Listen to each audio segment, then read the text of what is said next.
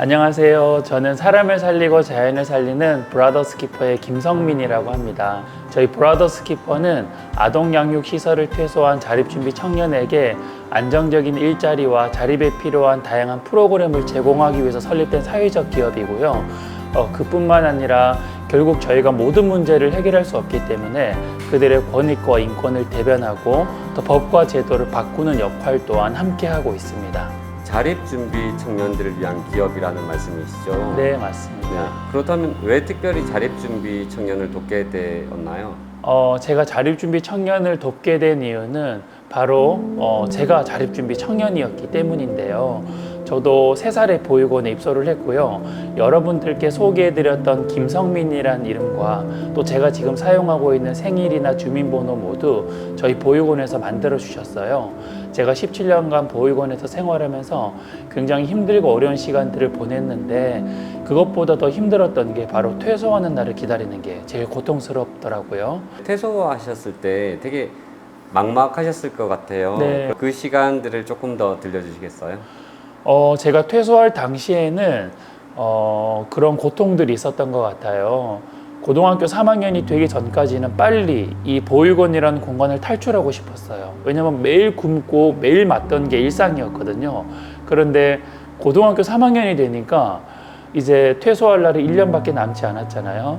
선배들의 소식이 더 깊이 이제 저희들에게 전해지고 교도소에 들어간 형들, 경찰서에 잡혀간 형들, 또 성매매를 하는 누나들의 소식이 저에게는 더 뭐라고 해야 되나 충격적으로 다가오게 되었죠. 그리고 저 또한 그렇게 살 수밖에 없구나라는 두려움으로 그 고등학교 3학년의 시기를 보냈던 것 같아요.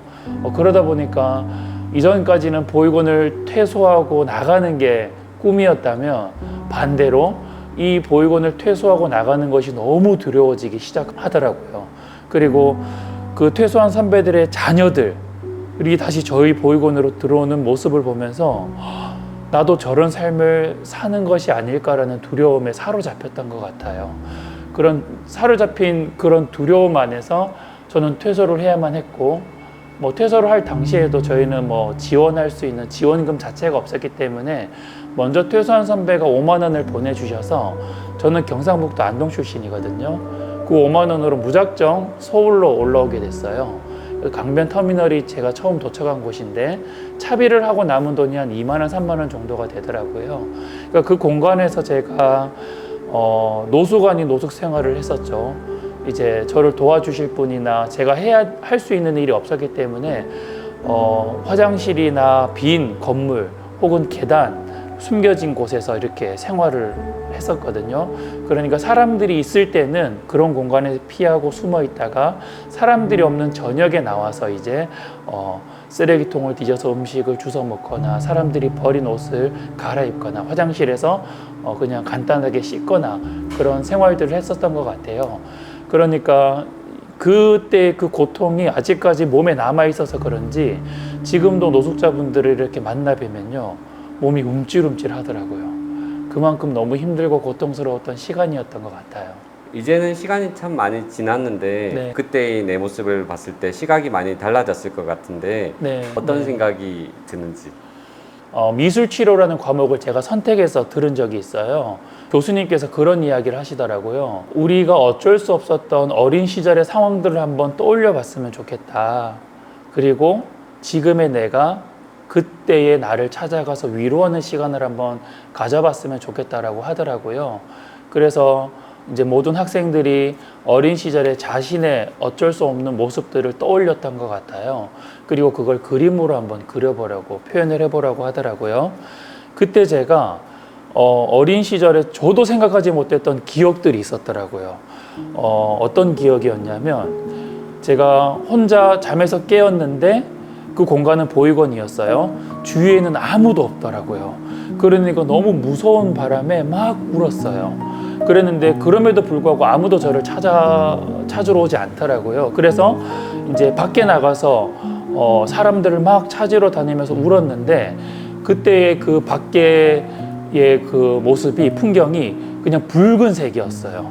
그렇게 기억이 되더라고요. 그때 이제 지금의 제가 그때 저를 찾아가서 이렇게 끌어안으면서 위로해주는 좀 시간을 가졌었는데 눈물을 정말 많이 흘리기도 했고요. 또 뭐라고 표현해야 될지 모르겠지만 아마 그 시간에 모든 학생들과 교수님이 저를 집중했었던 것 같아요. 제가 너무 몰입하는 바람에 그때 저에게 그렇게 위로해 주면서 제가 굉장히 한편으로는 굉장히 위로를 받는 시간을 가졌었거든요. 그러니까 지금의 제가 그때 저에게 좀 해주고 싶은 이야기가 있어요. 지금도 그때를 생각하면 참 제가 좀 감성적인 사람이라 참 이게 눈물이 울컥울컥 나기도 하는데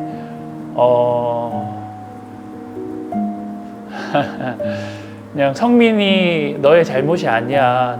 너가 선택했거나 너가 잘못해서 그곳에 들어간 게 아니야. 하지만 그때 그 시간은 분명히 너를 창조하시고 만드신 하나님께서 너를 지키시고 보호하셨던 시간이었을 거야. 그리고 그 귀한 시간을 통해서 지금 성민이 네가 쓰임 받고 있는 거야 라고 꼭 얘기해 주고 싶어요.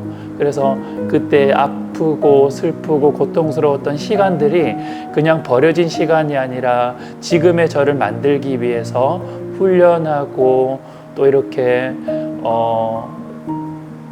새로운 모습으로 저를 만들어가는 시간이었을 거야 라고 꼭 이야기해 주고 싶다라는 생각이 듭니다. 그런 이야기를 꼭 해주고 싶었어요. 대표님, 저는 보호 종료 아동이라는 말을 많이 들었었는데 지금은 자립 준비 청년이라는 말을 쓰더라고요. 한번 설명해 주시겠어요? 맞아요. 이전에는 보호종료 아동이라는 단어를 썼어요. 그런데 이 보호종료 아동이라는 단어를 우리가 깊이 한번 관찰해 보면 굉장히 말도 안 되는 단어의 조합이거든요. 왜냐하면 아동은요, 보호가 종료가 될 수가 없습니다. 그런데 보호종료 아동이라는 이 전혀 어울리지 않는 두 단어를 사용한 거예요. 그건 무엇을 의미하냐면 그만큼 우리 아이들에게 관심이 없었다라는 뜻이겠죠. 그러니까 이 단어는 정말 그만큼 국가에서 우리 아이들에게 전혀 관심이 없었구나. 실제로 6.25가 일어나고 난 뒤에 보육원이 생겼고 이후에 관련된 법안들이 생겼거든요. 한 번도 법이 바뀐 적이 없습니다. 그 정도로 관심이 없었던 영역 중에 하나였어요. 그런데 이름이 바뀌고 법안들이 하나씩 두 개씩 생겨가는 과정들이 있었는데요. 방금 말씀하신 대로 그렇게 변화되고 복지 사각지대에 있던 아이들이 관심을 갖게 된 계기가 있을까요? 있습니다. 저는 이 이야기를 많은 사회 취약계층에 계신 분들이 좀 잘 들어주시고 또 이와 관련된 활동들을 좀 해보셨으면 좋겠다라고 생각을 하는데요. 저는 보육원을 퇴소하고 나서 그렇게 생각했어요. 내가 10년 정도 나와 같은 환경에 있는 아이들을 위해서 열심히 일하고 또 열심히 알린다면 분명히 세상은 바뀔 거야 라고 생각했어요. 그런데 그렇지 않더라고요. 저의 이야기를 누구도 들어주지 않았어요. 그런데 너무 감사하게 2018년도에 청와대에서 자립준비 청년, 당시에는 보호종료 아동이죠. 보호종료 아동에게 관심을 먼저 가져주시면서 그때 제가 굉장히 많은 문서들을 정리해서 청와대에 방문하게 됐고 그때부터 이 용어뿐만 아니라 이런 법안들이 하나씩 두 개씩 바뀌게 되었거든요. 두 가지의 혁신이 저는 필요하다고 생각합니다. 이 사회 혁신을 이루기 위해서는 첫 번째는요, 개인의 혁신, 그러니까 당사자의 혁신이 필요하다고 생각해요. 당사자가 스스로 자신의 목소리를 내지 않으면요, 사회는 절대 이 문제를, 이 사건을 알 수가 없어요. 그런데 당사자가 목소리를 낸다고 해서 사회가 바로 받아들일 수는 없습니다. 당사자가 끊임없이 목소리를 내었을 때 사회가 이것들을 받아들일 수 있는 준비를 하게 되거든요. 그 두 번째 혁신이 바로 사회 혁신이라고 생각해요. 그러니까 개인의 혁신과 사회 혁신이 만나서 이런 변화가 저는 일어났다고 생각하거든요. 그러면 이 사회 혁신을 이뤄내는 건 누구일까요? 바로 이 당사자인 거죠.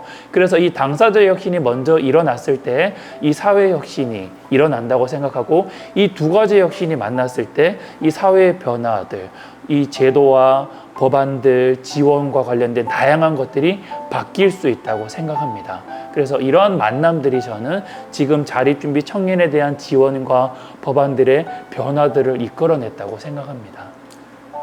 방금 말씀하신 내용에 답이 있을 것 같긴 한데요. 네. 그 자립준비 청년들은 이제 세상에서 조금씩 네. 알기 시작했었잖아요. 그런데 수용자 자녀들은 여전히 이제 세상이 알지 못하는데 세움도 그 일을 위해서 되게 힘쓰고 있는데 맞습니다. 마찬가지로 수용자 자녀들을 이렇게 존재를 알리기 위해서는 네. 어떤 것들이 필요할까요? 저는 그렇게 생각해요. 사회에는 정말 많은 취약계층이 있다라는 걸 제가 지난 18년간 자립준비 청년 관련된 활동을 하면서 많이 느꼈거든요. 그러면 그때마다 당사자들이 자신의 어려운 환경과 상황들을 사회에 이야기해야 되는가? 그건 또 아니라고 생각해요. 그거는 사실 존중받고 지켜져야 되는 걸 수 있잖아요. 그래서 저는 이렇게 생각합니다. 이런 사회 취약계층의 모든 영역들을 하나의 단어로 묶었으면 좋겠어요. 예를 들어서 그게 자립준비 청년이면 자립준비 청년이라고 묶었으면 좋겠고요. 그래서 학교 밖 청소년, 수용자 자녀, 뭐 자립준비 청년 여러 가지 카테고리가 있겠죠. 이 카테고리들에서 이 자립준비 청년이라는 이 용어 하나가 이 모든 것들을 커버할 수 있게 하는 거죠. 그러면 자립준비 청년을 지원하는 제도 자체가 이들에게 동일하게 지원될 수 있다고 저는 생각하거든요. 이게 가장 이것들을 제가 조금 더 쉽게 표현할 수 있는 모델이 있습니다. 뭐냐면 바로 장애인이에요. 장애인이라는 카테고리 안에 시각장애인, 청각장애인, 다양한 장애인들이 묶여져 있거든요. 그러니까 어떤 장애인이 문제가 생기면 다른 카테고리에 있는 장애인들이 함께 목소리를 내어주는 거죠. 그러니까 저는 이런 연대가 필요하다고 생각해요. 그래서 우리가 사회 취약계층에 문제가 있을 때마다 당사자가 목소리 내는 건 정말 어려운 일이라고 생각해요. 저도 사실 이렇게 목소리 내는 건 쉬운 일은 아니었거든요. 그렇다고 이게 잘못되거나 나쁜 건 아니지만 그때마다 그 문제를 스스로가 얘기할 수는 없잖아요.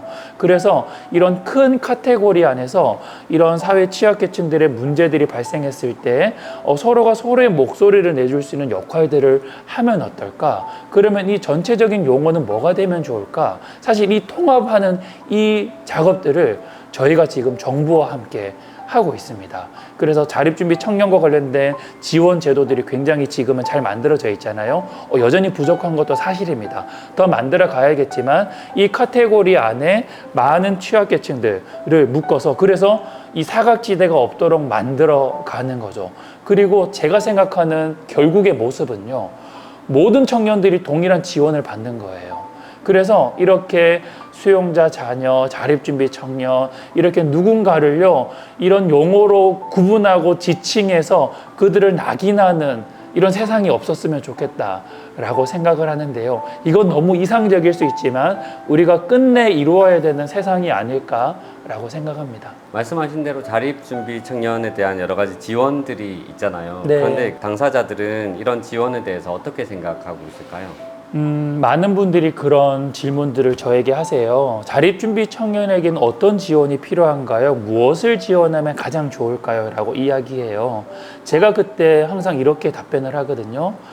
아이들의 얼굴 모양이 다르듯이 아이들의 이름이 다르듯이 아이들의 필요 또한 모두가 다 다릅니다.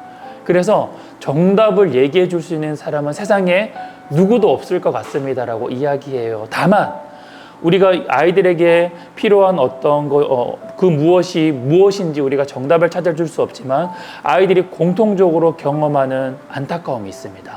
뭐냐면 바로 부모의 부재인 거죠. 그렇죠. 그러면 우리가 아이들의 이미 나쁜 부모로부터 격리되어진 상황입니다. 맞죠? 그러면 아이들에게 필요한 건 이 나쁜 부모가 아니라 좋은 어른인 거예요. 그래서 우리는 제가 생각하는 건 이 아이들에게 나쁜 부모를 찾아주거나 연결해 주는 것이 아니라 좋은 어른들을 더 많이 찾아주고 연결해 주는 것이 우리가 해야 되는 일이다.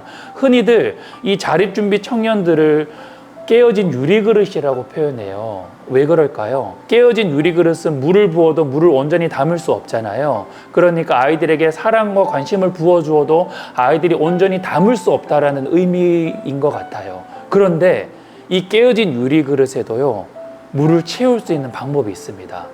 뭐냐면요, 이 깨어진 유리 그릇을 우물에 담그면 되는 거예요. 이 우물 안에서는요, 깨어진 유리 그릇이든 온전한 유리 그릇이든 온전하게 물을 채울 수 있거든요. 그러니까 결국 우리가 해야 되는 건요, 깨어진 유리 그릇에 끊임없이 물을 부어서 그 물이 밖으로 버려지게 내버려 두는 게 아니라 그냥 이 세상이 우물이 되도록 만드는 거죠. 그게 바로 우리들이 해야 되는 역할이 아닐까. 그래서 깨어진 유리 그릇이든 온전한 유리 그릇이든 동일하게 그냥 그 모습 자체로 존중받을 수 있는 사회와 세상을 만드는 게 바로 세움과 저희 브라더스 키퍼가 해야 되는 역할이 아닐까 생각합니다. 좋은 어른, 물을 담고 있는 우물의 역할이 네. 브라더스 키퍼의 역할로 지금 하고 있는 일이다라는 생각이 들더라고요. 그렇다면 브라더스 키퍼만의 운영 철학이 있다면 말씀해 주세요. 저희는 일단 먼저는 자립준비 청년에게 안정적인 일자리를 해결해 주는 것이 바로 저희의 역할이라고 생각해요. 하지만 일자리를 갖는다고 해서 그 문제가 해결되는 게 아니라 먼저는 아이들이 학창 시절에 경험했던 이 상처를 회복하는 것에 초점을 맞춰야 된다고 생각합니다. 그래서 저희 회사에 입사를 하면요, 1년 동안 기다려주는 시간을 갖는데요, 결근을 하거나 지각을 하거나 폭력을 쓰거나 욕설을 써도 1년 동안은 무조건 기다려줘요. 왜냐하면요, 사람은 부모로부터 온전하게 사랑받고 이해받고 용서받는 시간을 통해서 성장하잖아요. 그런데 우리 아이들은 그 시간이 상실된 상황이거든요. 그러면 그 시간이 누군가에게는 꼭 필요할 텐데, 특히 우리 아이들에게는 그 시간이 꼭 필요할 텐데 우리 회사가 그 역할을 해주면 어떨까? 그런데 아이들이 그 경험을 하고 나서 정말 특별한 일이 일어나더라고요. 무엇이냐면 후배들이 들어오잖아요. 후배들이 지각하거나 결근하면 예전 같으면 아마 이 후배들을 잡았을 거예요. 잡는단 말이 무슨 말인지 아시겠죠? 그런데 너무 놀랍게도요, 이 1년의 시간을 경험한 아이들이요, 후배들이 그런 행동들을 했을 때 기다려 주더라고요. 왜 기다려 주었을까요? 바로 자신이 용서받고 이해받고 기다림받은 시간을 경험했기 때문이거든요. 아이들이 못난 사람이 아니라 못된 사람이 아니라 그 경험이 없었던 거죠. 이 경험을 선물하니까 바로 행동으로 그 모습이 나오더라고요. 이게 바로 저희 경영 철학의 첫 번째이고요. 그리고 두 번째는 저희가 이 자립준비 청년의 문제를 모두 해결할 수 없습니다. 그건 인정해야 된다고 생각해요. 그러면 이 문제를 더 효과적으로 해결하기 위해서는 무엇이 필요할까라고 생각했더니 결국 법과 제도가 바뀌어야겠구나라고 생각을 했어요. 그러면 많은 자립준비 청년의 문제가 해결되지 않을까라고 생각했습니다. 그때부터 저희가 많은 기관들을 통해서 자립준비 청년의 목소리를 대변하고 많은 토론회나 공청회를 통해서 자립준비 청년이 있다라는 그 사실들을 계속해서 세상에 알리게 된 거죠. 그러다 보니 국회에서 또 국회의원들이 또 법안을 바꾸시는 많은 분들이 여기에 관심을 가지면서 이 법안들이 하나씩 두 개씩 바뀌어 갔고요. 그래서 더 많은 사람들이 관심을 갖게 된 거죠. 그러니까 저희가 하는 역할은 이렇게 우리가 모든 문제를 해결하겠다가 아니라 우리는 법안이 바뀌기 위해서 사람들이 자립준비 청년들을 더 긍정적으로 바라볼 수 있도록 좋은 사례를 만드는 회사야. 우리 회사 자체가 성공하는 게 우리의 역할이 아니라 우리는 아이들이 성공할 수 있다라는 거, 성장할 수 있다라는 좋은 사례를 보여주는 거고, 이후에 더 많은 기관이나 국가 혹은 더 많은 단체들이 이 일에 동참하게 하는 게 바로 저희가 해야 되는 역할, 또 저희가 바라보는 그 지향점이 아닌가라고 생각합니다. 대표님은 퇴소할 때 사실 네. 경험하지 못했었잖아요. 아, 막막하기도 그렇죠. 하고 예. 두렵기도 하고. 네. 그런데 그 운영 철학은 어떻게 만들어졌을까요?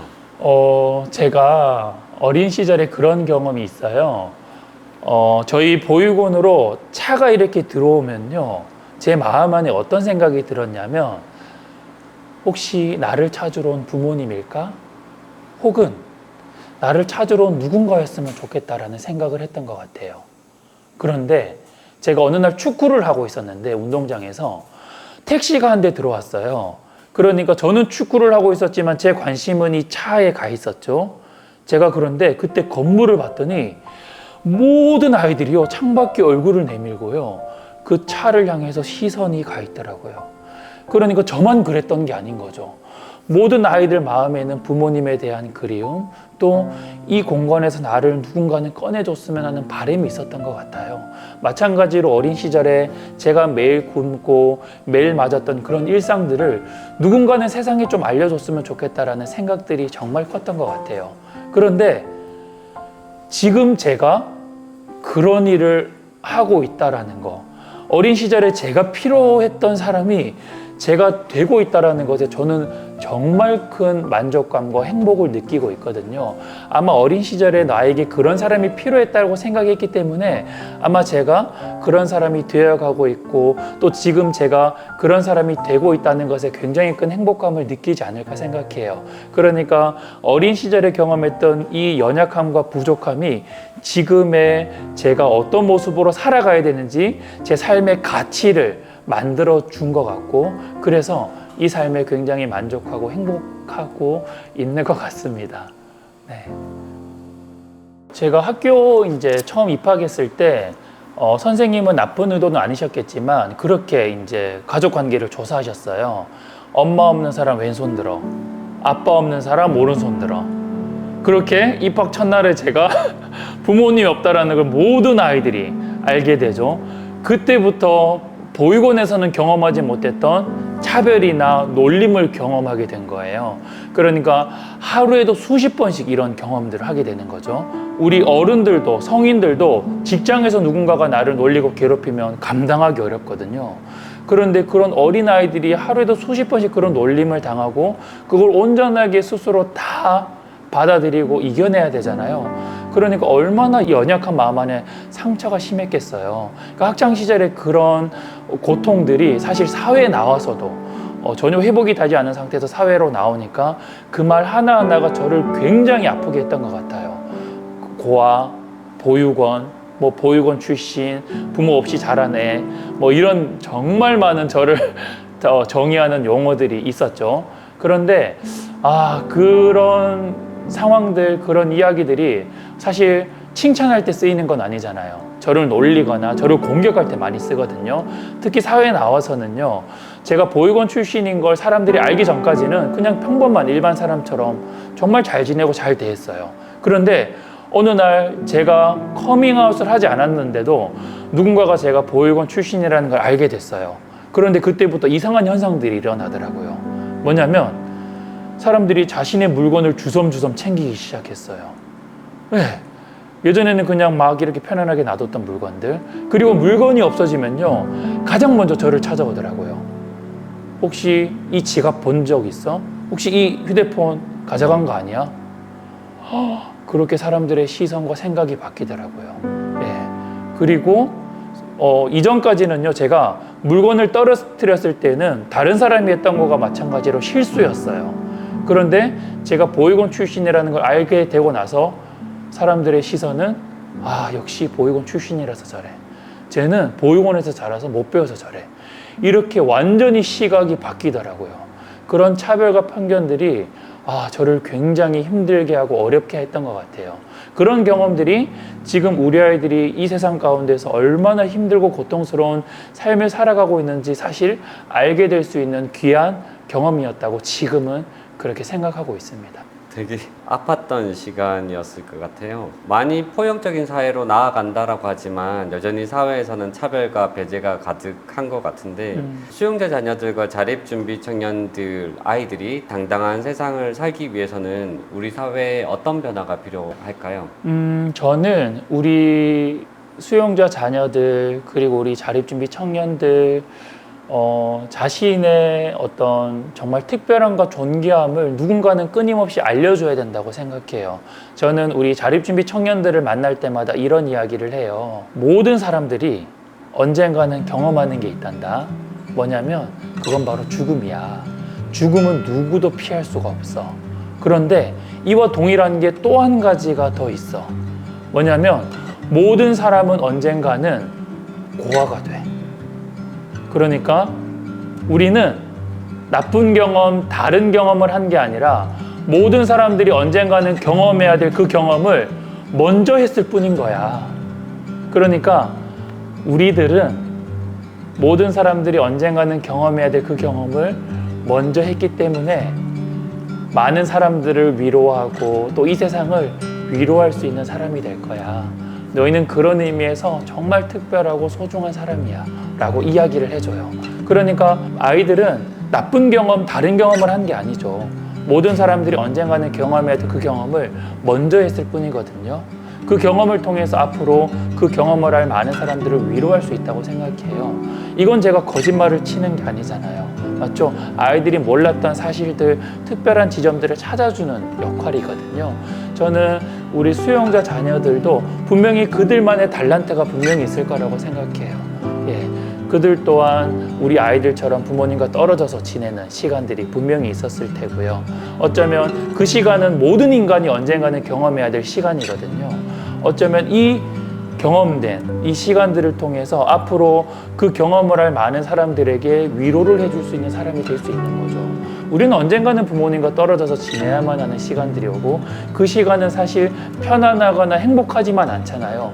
외로움을 느낄 수도 있고요. 그 시간에 내가 해결하지 못한 다양한 어려움들을 직면할 수 있어요. 그런데 우리 수용자 자녀들은 그 시간을 너무 멋지게 이겨내고 있는 친구들이잖아요. 누구보다 멋지게 그 시간들을 살아내고 있는 아이들이잖아요. 그래서 저는 우리 아이들이 정말 그렇게 내가 특별한 시간들, 존귀한 시간들을 보내고 있구나라고 생각했으면 좋겠어요. 조금 더 제가 특별한 예시를 들어드린다면 운동선수가요 있습니다. 이 운동선수가 올림픽에서 금메달을 따기 위해서 정말 열심히 운동하고 있어요. 그런데 갑자기 어떤 사람이 나타나서 그 사람에게 손가락질하면서 욕을 해요. 이건 누구 잘못이에요? 열심히 운동한 사람의 잘못일까요? 욕을 한 사람의 잘못일까요? 손가락질하고 욕을 한 사람의 잘못이거든요. 그러니까 우리 아이들은요, 자신의 삶의 인생의 금메달을 따기 위해서 정말 열심히 운동한 아이들이에요. 이 아이들의 삶을 손가락질하고 욕하는 사람은 그 사람이 잘못된 거지 아이들이 잘못된 게 아니거든요. 그런데 우리가 잘못된 건가? 우리가 뭔가 이상한 건가? 이렇게 생각하는 경향이 있는 것 같아요. 그게 아니라는 걸 우리 수용자 자녀들과 우리 자립준비 청년들이 잘 알았으면 좋겠다. 그리고 이 세상 또한 마찬가지입니다. 다른 경험한 게 아니라 모든 사람들이 언젠가는 경험해야 될 그 경험을 먼저 했을 뿐인 거라는 거. 언젠가는 우리 아이들을 통해서 세상의 많은 사람들이 위로받을 수 있다는 거. 그 지점을 꼭 기억해 주었으면 좋겠어요. 그러면 이 아이들이 자연스레 존귀하게 보일 수밖에 없을 거라고 생각합니다. 그렇게 손가락질하는 사람들, 사회적인 차별과 편견이 없어지는 것도 중요하지만 네. 방금 말씀하신 대로 스스로 그 당당함을 회복하는 것도 참 중요하겠다라는 생각이 들었어요. 대표님이 보육원 출신이라는 환경적인 한계를 넘어서서 네. 당당하게 스탠드 펌 하실 수 있었던 원동력은 무엇일까요? 저는 그 경험이라고 생각해요. 저는 비영리 단체에서 7년 정도 근무를 했었거든요. 그런데 제가 이 경험을 하면서 제 삶을 정말 많이 바꾸어주는 특별한 사건들이 있었어요. 뭐냐면 제가 보육원에 들어가면 아이들이 저에게 찾아와서 저를 안아주고 저에게 손잡아주고 어깨동무하고 하는 그 과정들을 통해서요. 제 마음과 자존감이 정말 많이 회복이 된 것 같아요. 그리고 저를 찾아와서 막 이렇게 얘기해요. 너무 잘생겼어요. 너무 멋있어요. 사실 잘생기고 멋진 사람은 저와 함께 온 다른 봉사자들이거든요.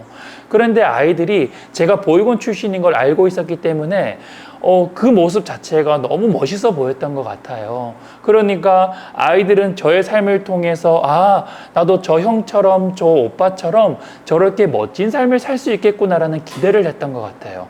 마찬가지로 저 또한 아이들이 저에게 안기고 저에게 손을 잡아주고 또 저를 칭찬해 줄 때마다 자존감이 정말 많이 회복이 된 것 같아요. 그러니까 우리는요, 서로가 서로에게 굉장히 귀한 역할을 할 수 있는 사람이라는 걸 그때 깨닫게 되었거든요.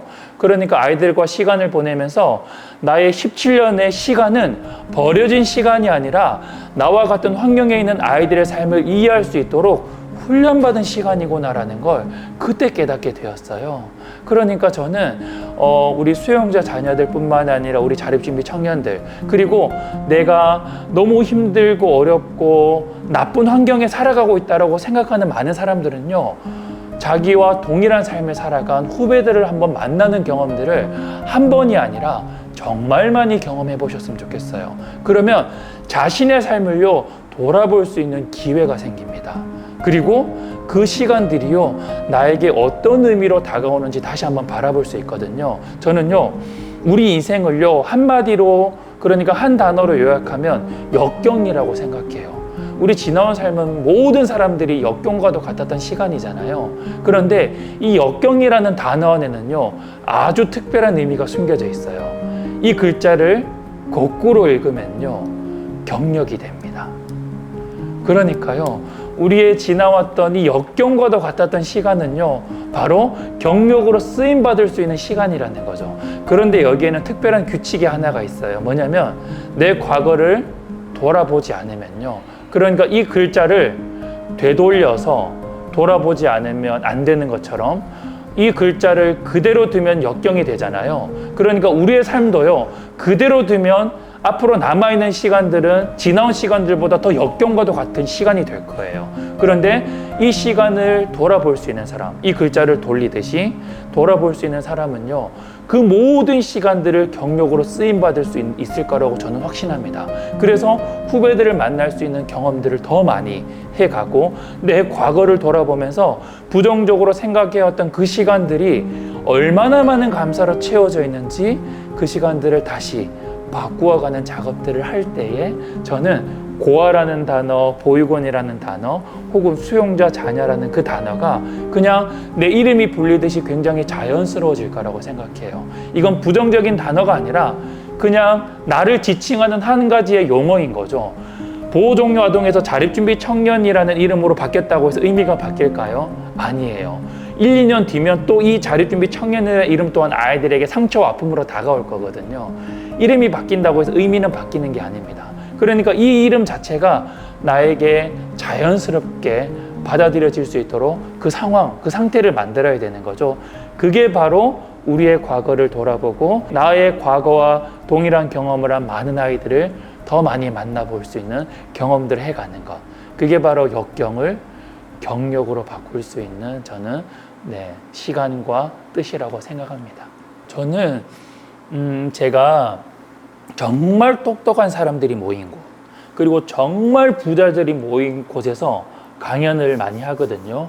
그분들께 마지막으로 항상 하는 질문이 있어요. 뭐냐면요, 여러분들 중에 아동 양육 시설에서의 삶을 선택하실 분 손 한번 들어보시겠어요? 라고 이렇게 질문합니다. 제가 지금까지요 손을 든 사람을 단 한 사람도 본 적이 없어요. 그때 제가 그분들께 그런 이야기를 합니다. 여러분들이 단 하루도 살아내기 힘들어하는 그 시간을 우리 아이들은 적게는 5년, 많게는 20년 동안 너무 멋지게 이겨내고 너무 멋지게 살아낸 아이들입니다. 그래서 우리 아이들은 정말 특별하고 소중합니다 라고 이야기해요. 그러니까 저는 우리 자립준비 청년들과 이 수용자 자녀들, 이들의 삶은요 누구도 견뎌낼 수 없는 삶이에요. 그건 단 하루도 마찬가지입니다. 그런데 이 아이들은요 그 시간을 너무 멋지게 살아내고 있잖아요. 그냥 살아내는 게 아니더라고요. 이 시간은 누구도 견뎌내기 어려운 시간이거든요. 그런데 우리 아이들 보세요. 너무 예쁘게, 너무 성실하게 그 시간을 멋지게 이겨내고 있잖아요. 그래서 저는 아이들에게 꼭 그 이야기를 해주고 싶어요. 너희는 누구도 이겨낼 수 없는 그 시간을 멋지게 이겨낼 뿐만 아니라 멋지게 살아내고 있는 친구들이야. 너는 정말 소중하고 존귀한 존재야 라고 꼭 이야기해주고 싶어요. 대표님이 생각하시는 진정한 가족의 의미는 어떤 것일까요? 보통 가족이라고 하면 이제 혈연 관계를 이야기하잖아요, 전통적으로. 그런데 너무 안타깝게도 저는 혈연이 없습니다. 그러면 저는 가족이 없는 사람일까요? 저는 그렇게 생각하지 않아요. 왜냐면 제가 가족이라고 하는 사람이 저에게는 어떤 사람일까? 그러니까 지금 작가님과 제가 이렇게 함께 이야기 나누고 또 함께 우리의 삶에 대해서 듣기도 하고 말하기도 하잖아요. 지금 나와 함께 시간을 보내는 그 사람이 바로 가족이 아닐까라고 생각해요. 그러니까 우리가 혈연이라고 해서 함께 모든 시간 또 많은 시간들을 보내는 게 아니잖아요. 떨어져서 지낼 수도 있고, 맞죠? 먼 곳에서 그냥 그 마음만 전할 수도 있고요. 그런 의미에서 저는 지금의 제가 생각하는 가족이라는 건 지금 나와 함께하는 사람, 지금 내 마음과 생각을 나눌 수 있는 사람, 그게 바로 제가 생각하는 가족이라고 생각합니다. 그래서 제가 지금 작가님께 기댈 수도 있고요. 작가님 또한 저에게 어떤 부분에서 기댈 수도 있고요. 그렇게 우리는 서로가 서로에게 기댈 수 있는 존재가 되고, 그게 바로 저는 가족이 아닐까라고 생각합니다. 실제로 자립준비 청년이 어떤 자신의 고민을 나눌 수 있는 믿을 만한 어른 만나서 그렇게 변화하는 것을 지켜본 경험이 있을까요? 그렇죠. 일단은 먼저 제가 그런 경험을 했으니까요. 저는 사실 부모님이 없다고 생각했어요. 왜냐하면 실제로 부모님이 계시지 않으니까요. 그런데 제 삶을 이렇게 돌아봤더니요, 제가 부모님이 없었던 게 아니더라고요. 저는 부모님이 세상에서 제일 많은 사람이었더라고요. 그러니까 시시때때로 정말 많은 사람들이 저에게 어머니와 아버지의 역할을 해주셨더라고요. 그걸 보면서 내가 부모님이 없었던 게 아니었구나. 오히려 부모님이 없었기 때문에 더 많은 사람들이 저에게 어머니와 아버지 역할을 해주신 게 아닐까. 정말 간단하게는 이런 경우도 있었어요. 저는 20살, 그러니까 20대 때, 30대 때도 마찬가지입니다. 저희 어머니, 아버지의 연배가 되시는 분들, 그분들을 이제 지하철이나 버스나 그냥 어떤 공간에서 그분들을 뵈면요, 제가 그분들의 눈을 이렇게 항상 쳐다봤어요. 눈을 절대 피하지 않았어요. 이게 어떤 면에서는 예의 없이 보일 수 있겠지만, 제가 왜 그런 행동을 했냐면, 혹시 우리 어머니가 아닐까? 우리 아버지가 아닐까? 라는 생각을 해서예요. 그런 말이 있잖아요. 부모는 자녀가 수십 년이 지나도 이 자녀가 내 자녀인지 알아볼 수 있다고 얘기하잖아요. 그래서 혹시 나의 어머니가 아닐까, 아버지가 아닐까 하는 마음으로 그분들을 계속 이렇게 쳐다봤거든요. 그런데 어느 날 지하철에서 어떤 분을 제가 이렇게 유심히 이렇게 바라봤어요. 그런데 그분이 점점 저에게 다가오시더라고요. 그러면서 저에게 그렇게 질문하셨어요. 혹시 무슨 일 있으세요? 라고 물어보시더라고요. 그래서 제가 이런 방금 얘기했던 스토리를 이야기 드렸거든요.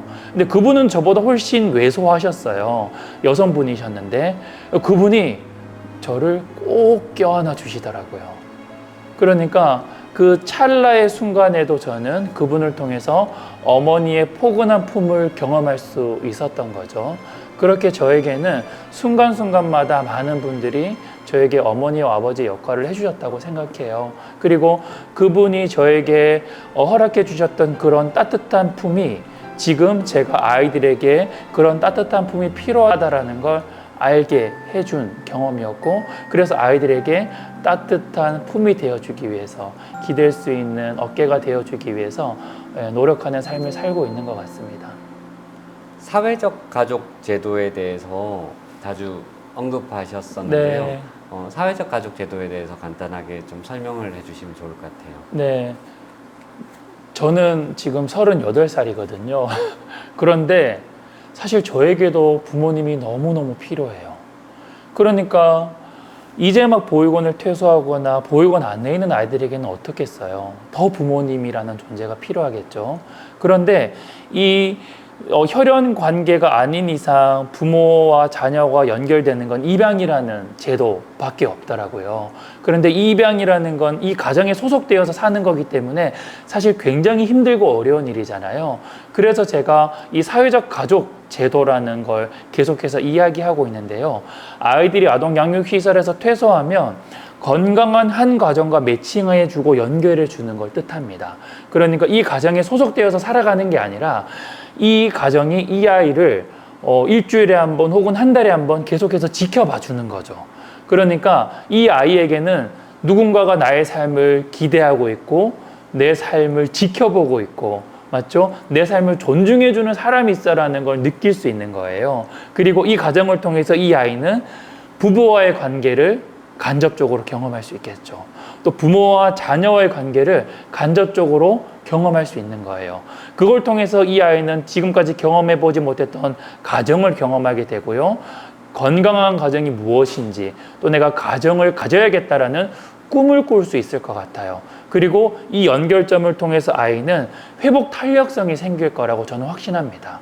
왜냐하면 저에게도 그런 분들이 있었기 때문에 제가 실패하고 좌절해도 다시 일어설 수 있는 힘이 있었거든요. 아마 당시에 제가 혼자였다면 이 실패했을 때 끊임없이 추락했을 것 같아요. 그런데 누군가가 제 삶을 기대해주고 인정해주고 존중해 주었기 때문에 그 실패 또한 다시 딛고 일어날 수 있었거든요. 그래서 이 건강한 한 가정과 한 아이를 매칭해 주어서 이렇게 사회적 가족 제도를 만들어 준다면 이 아이 또한 건강한 가정을 꿈꾸게 되고, 누구나 실패할 수 있잖아요.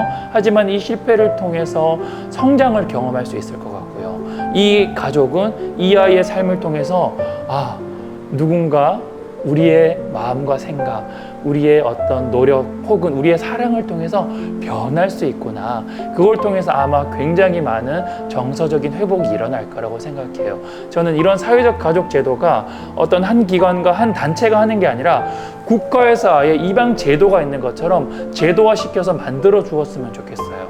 그러면 정말 많은 아이들의 문제가 예방될 뿐만 아니라 이런 사건, 사고들의 소식들이 굉장히 많이 현저하게 줄어들 거라고 확신합니다. 왜냐하면 제가 이런 사업들을 비영리 단체에서 해보았거든요. 실제로 이런 멘토링을 경험한 친구들과 그렇지 않은 친구들의 삶의 차이는요, 정말 하늘과 땅 차이였어요. 그러니까 이거는 어떤 한 기관과 단체보다는 국가에서 제도로서 만들어주면 너무 좋겠다. 그게 바로 제가 이야기하고 있는 사회적 가족입니다. 방금 말씀하신 제도와 정책들이 만들어졌을 때 자립준비 청년들에게 정말 실제적인 도움이 될 것 같아요. 태움에서도 유엔 아동 권리 이행 촉구 서명 운동도 하고 있거든요. 사각지대에 놓인 아이들을 위한 정책 변화가 강조되는 이유는 무엇이라고 생각하시나요? 저는 그렇게 생각합니다. 한 사람이, 한 단체가 사람을 살릴 수 있는 건 한계가 있다고 생각해요. 또 그럴 수도 없고요. 결국 법과 제도가 바뀌어야지만 더 효과적으로 이 문제, 이 사회 문제들이 해결될 수 있다고 생각하거든요.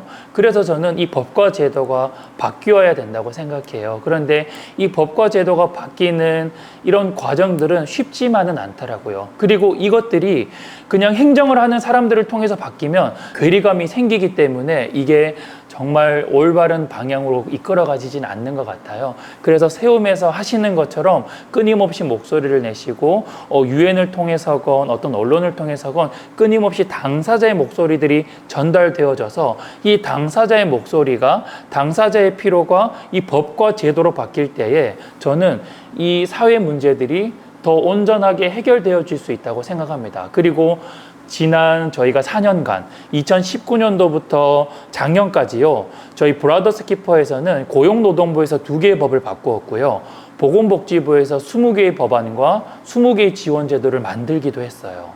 그러니까 이처럼 당사자의 목소리가 정말 중요하다라는 거, 당사자의 목소리를 통해서 당사자에게 실제로 필요한 지원 제도들이 만들어질 때에 실제로 많은 문제들이 해결될 수 있다라는 거. 이 자살률이요, 이 법안들 때문에 80%가 줄었습니다. 이건 정말 획기적인 일인 거죠. 결국 당사자의 이런 온전한 목소리들이 법안으로 저는 잘 만들어져야 된다고 생각하고, 세움에서 하시는 그런 활동들을 그런 의미에서 정말 멋지고 특별하고 정말 올바른 길로 가고 있다라고 이야기 드리고 싶습니다. 이 마지막 말이 참 어려운 것 같아요. 맞죠? 예. 저는 우리 수용자 자녀분들과 또 이 영상을 구독하시는 많은 분들이요, 순간순간이 행복했으면 좋겠다라고 생각해요. 왜냐하면 우리는 행복한 그 기억을 통해서 어려운 순간들을 이겨낼 수 있거든요. 그러니까 그러면 우리가 행복이라는 건 어떻게 정의할 수 있을까라고 얘기할 수 있잖아요. 그런데 이 행복이라는 건 사실 그 기준과 또 느끼는 어떤 방향이나 모습은 또 모양은 모두가 다 다를 것 같아요. 사실 제가 최근에 몸이 굉장히 좋지 않고 제가 받아들일 수 없는 많은 병명을 얻게 되었거든요. 그때 그 진단을 받으면서 제가 그날 의사 선생님 앞에서 움직일 수가 없었어요. 너무 충격적이었어요. 예. 그런데 너무 감사하게도 그 다음날 완전히 이 생각이 바뀌게 되었습니다. 괜찮아지게 된 거죠. 어떤 의미냐면 내가 17년 동안 보육원에서 생활했기 때문에 나와 같은 환경에 있는 아이들의 삶을 이해할 수 있었잖아요. 그건 저에게 굉장히 소중한 시간이었던 거죠. 그러니까 지금 제가 얻은 이 병들은 내가 내 지경을, 내가 쓰임받는 공간을 더 넓게 해주는 그런 기회일 수 있구나 라고 생각이 드는 거예요. 그때부터 이게 감사해지기 시작하더라고요. 그래서 우리 수용자 자녀분들과 우리 이 영상을 구독하시는 분들은 우리에게 어떤 상황들이 오든지 간에 그걸 내가 어떻게 받아들이느냐에 따라서 내 삶이 결정된다고 생각해요. 아마 제가 너무 고통스러운 시간으로 그 시간들을 받아들였다면 아마 이렇게 행복한 모습으로 오늘 이야기를 할 수는 없었을 것 같아요. 맞죠? 결과는 바뀌지 않겠지만요. 제가 어떻게 받아들이느냐에 따라서 제 삶은 완전히 달라질 거라고 생각합니다. 그러니까 우리들에게 허락된 그 시간은요. 앞으로 쓰임받을 수 있는 시간으로 마련되는 또 준비되는 시간이라고 저는 꼭 기억해 주셨으면 좋겠어요. 그래서 여러분들의 모든 순간과 상황들이 그렇게 행복으로 가득 찼으면 좋겠습니다. 그 행복이 가득 찰 때에 우리에게 넘치는 이 행복들을 다른 사람에게도 나눠줄 수 있을 거라고 생각해요. 우리 수용자 자녀분들과 우리 구독자 모든 분들 꼭 행복하셨으면 좋겠습니다.